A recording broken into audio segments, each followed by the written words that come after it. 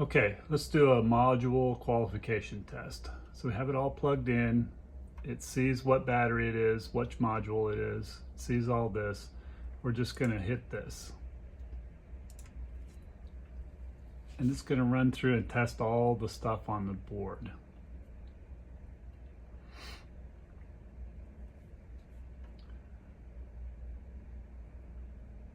Cell voltages, imbalance, state of charge, bit test. Temperature is the big one because these boards are sitting out in the open.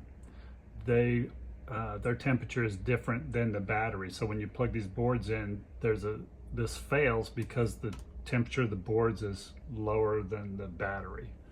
And that all equals out once you put the case on it and you put it in the bike, everything gets to be the same temperature and that'll go away. This one's actually passing right now because it's been on that battery for a couple days. So these are all good. COM fault test, that's normal. We might see some issues with that if we do, it's a bad board. Same with the state of fuse. You'll see a module current. It will fail sometimes because the battery cells are imbalanced. And these boards are not exact either. There's variances in all of them, but you know, they're pretty close. So I think there's a lot of leeway in putting these boards in. I think they allow for it. The one thing that we have noticed is that this humidity is where we're hearing a lot of people where the bike shuts down because the humidity exceeds a certain imbalance. I don't remember what the imbalance is. You can have between 5 and 90% humidity, but there's also an imbalance in it too, I think, where it faults out. So this module, this battery, and this circuit board is really good. It's green. Normally I have a fail on here and it's usually the temp sensor that fails or the state of charge, because these boards all came out of something else and they read the last state of charge that they were in. And until you plug this all into the bike and mount it in the bike and turn the bike on and hook it up to a charger, that state of charge is gonna be whatever it is until it equals out. So when you're done with this, you're just gonna come up here to connection and you're gonna disconnect it. Otherwise, it throws an error on the software and you gotta restart the software again because you can't get it to connect. Then we just come over here, shut this power off. I always shut it off there because I don't trust this thing. And then you can go ahead and do your other connections here. We'll put this battery on here and this one.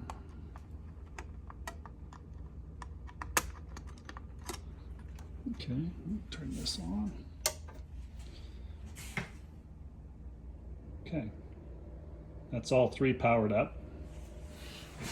I'm gonna come right back over here and we're gonna auto connect again.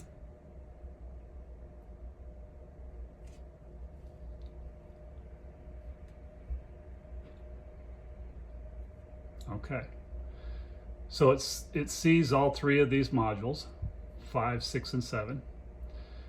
It sees the state of charge, see how they're different. One's 89, one's 35, one's 99. This one's mostly black because of the difference. Every once in a while you'll see these lights on the bottom kick in, and that just tells you it's actively balancing the cells. And anytime this number, I believe, exceeds, when it goes to 11, this thing will automatically try and balance it out. There's our temp issues. See how wide a range we've got here. It gets ridiculous sometimes. The minimum temperature, I realized, is actually, a lot of times, it's the circuit board. And if you just warm the circuit board up, this number comes up, and then if these numbers are within 4 degrees, you won't get a fault. See, this one's kind of stretching it here. This one may fault. That one probably will. So we'll just run this qualification test.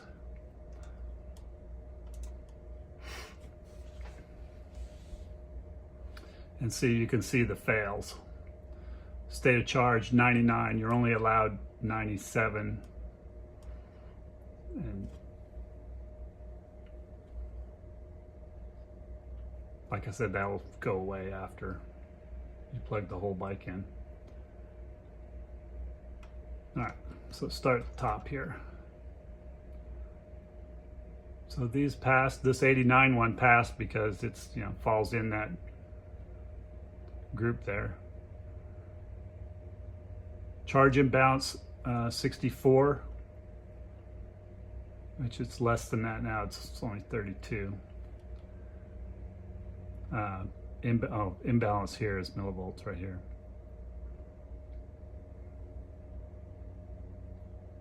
And then these temperature ones fail because they're greater than 4. Humidity passed, all these other ones pass. So then you can go to details, select any of the modules, and it will tell you about it.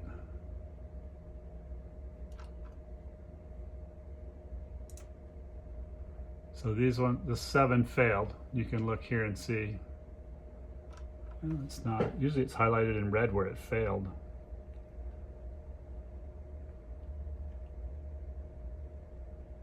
It's this temperature that.